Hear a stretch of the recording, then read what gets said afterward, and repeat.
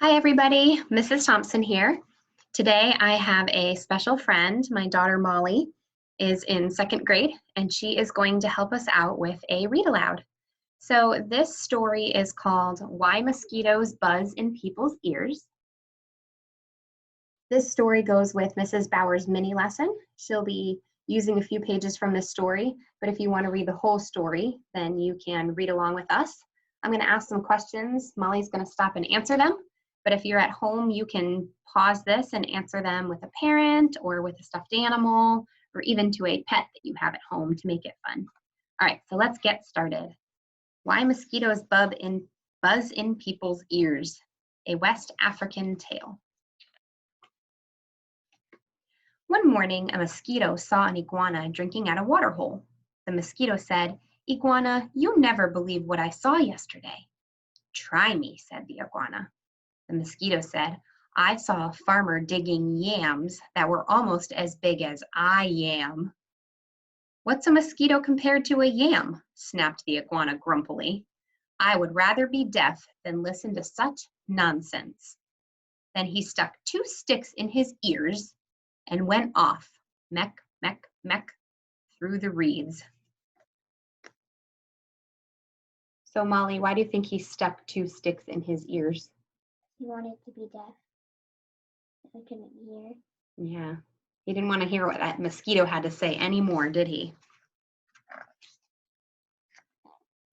The iguana was still grumbling to himself when he happened to pass by a python. The big snake raised his head and said, "Good morning, iguana." The iguana did not answer, but lumbered on, bobbing his head, badaman, badaman. "Now, why won't he speak to me?" said the python to himself. "Iguana must be angry about something. I'm afraid he's plotting some mischief against me." Why do you think he thinks that? Because he has sticks in his ears, he's not saying anything to him. Yeah, he's ignoring him. He began looking for somewhere to hide. The first likely place he found was a rabbit hole, and in he went. Wazoo, wazoo, wazoo. When the rabbit saw the big snake coming into her burrow, she was terrified. She scurried out through her back way and bounded, kirk, kirk, kirk, across a clearing. Molly, why do you think a rabbit would be afraid of a snake? Because it could eat him? Yep. Sometimes snakes do want to eat rabbits, don't they?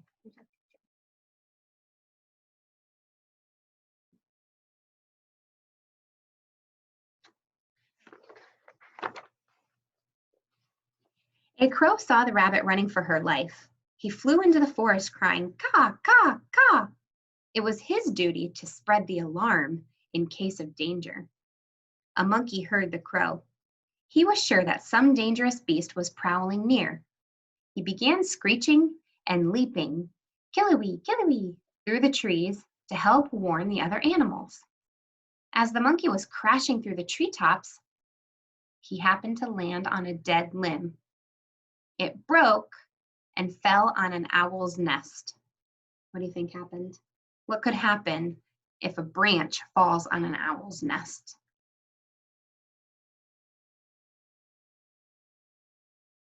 What do you guys think? It broke and fell on an owl's nest, killing one of the owlets.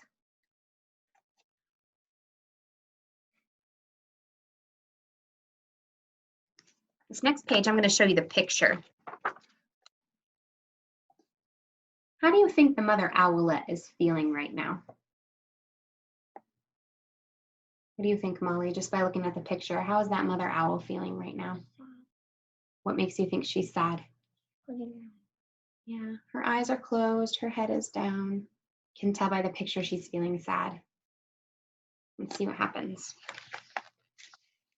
Mother owl was not at home, for though she usually hunted only in the night, this morning she was still out searching for one more tidbit to satisfy her hungry babies. When she returned to the nest, she found one of them dead. Her other children told her that the monkey had killed it. All that day and all that night, she sat there in her tree. So sad, so sad, so sad. Now it was Mother Owl who woke the sun each day so that the dawn could come.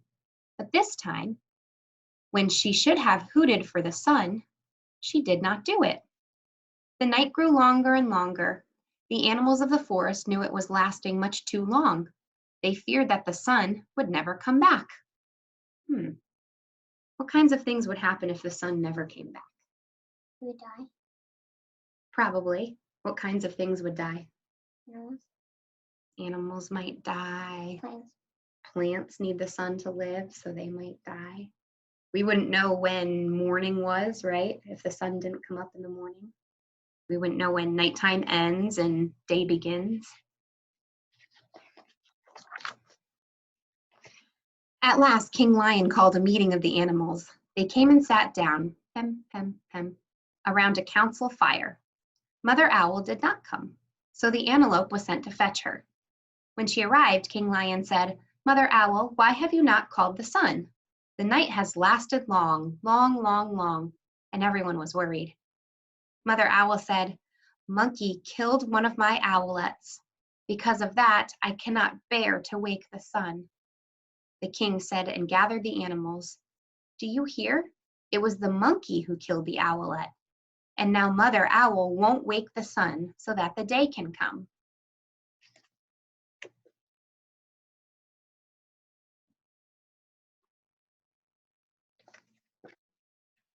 What do you think is going to happen next? What do you think is going to happen next? Let's see. Then King Lion called the monkey. He came before him nervously, glancing from side to side. Rim, rim, rim. "Monkey," said the king, "why did you kill one of Mother Owl's babies?" "Oh, king," said the monkey, "it was the crow's fault. He was calling and calling to warn us of danger, and I went leaping through the trees to help. A limb broke under me, and it fell, on the owl's nest." The king said to the council, "So it was the crow who alarmed the monkey who killed the owlet. And now Mother Owl won't wake the sun so that the day can come." Do you see a pattern happening here in this book? Do you see a pattern? So what do you think is going to happen next? Next is going to be all the So you think they're each going to blame the animal before them? Okay, let's see what happens. Take a look at our picture first and see what happens next.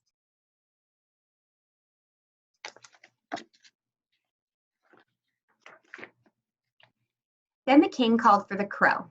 That big bird came flapping up. He said, "King Lion, it was the rabbit's fault. I saw her running for her life in the daytime. Wasn't that reason enough to spread an alarm?" The king nodded his head and said to the council, "So it was the rabbit who startled the crow, who alarmed the monkey, who killed the owlet. And now Mother Owl won't wake the sun so that the day can come."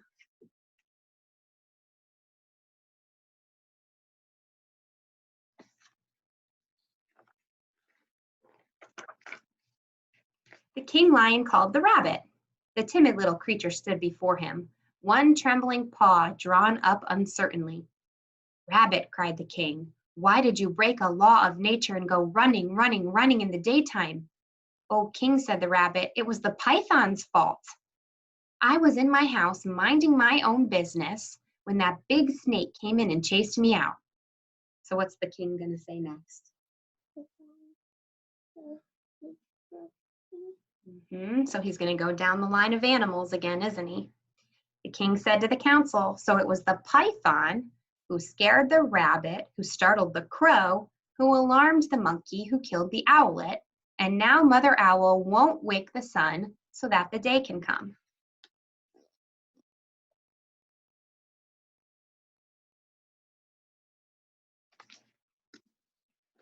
How do you think they're going to solve this problem? What do you think is going to happen? How do you think they're going to get Mother Owl to make the sun come? What do you guys think? Let's read to find out. King Lion called the python, who came slithering, wasu, wasu, wasu, past all the other animals. "But king," he cried, "it was the iguana's fault. He wouldn't speak to me, and I thought he was plotting some mischief against me. When I crawled into the rabbit's hole, I was only trying to hide." The king said to the council, "So it was the iguana who frightened the python, who scared the rabbit, who startled the crow, who alarmed the monkey, who killed the owlet. And now Mother Owl won't wake the sun so that the day can come."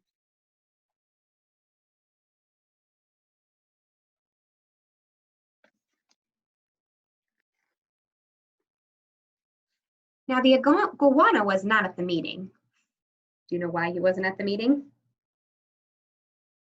For he had not heard the summons. Why didn't he hear the summons? He still had those sticks in his ears, didn't he? The antelope was sent to fetch him. All the animals laughed when they saw the iguana coming, batamin, batamin, with the sticks still stuck in his ears. King Lion pulled out the sticks. Rup, rup. Then he asked, "Iguana, what evil have you been plotting against the python?" "None, none at all," cried the iguana. "Python is my friend." "Then why wouldn't you say good morning to me?" demanded the snake.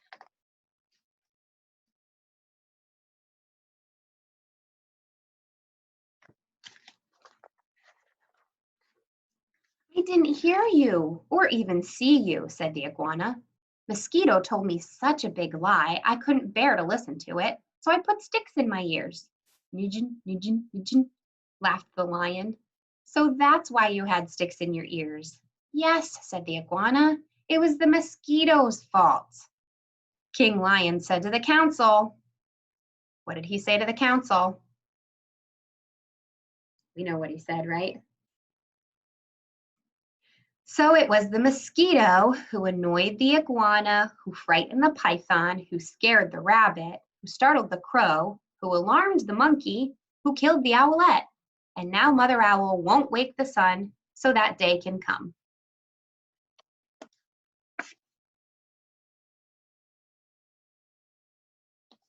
The end. Not really. We got to figure out what happens with the sun, don't we? It can't be the end yet. "Punish the mosquito," cried all the animals. When Mother Owl heard that, she was satisfied. She turned her head toward the east and hooted, "Hoo, hoo, hoo," and the sun came up.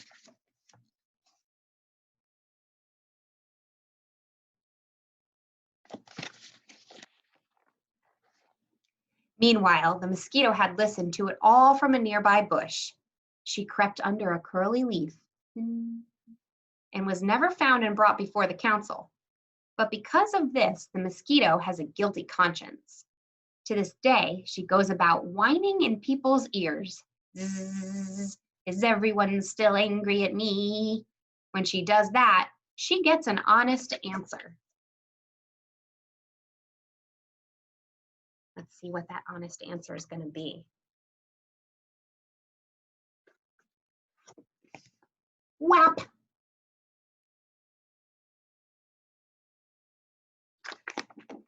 All right, friends, thank you for joining us for this Read Aloud, Why Mosquitoes Buzz in People's Ears. Take some time and talk with your parents or your stuffed animal or your pet about this story. Have a good day.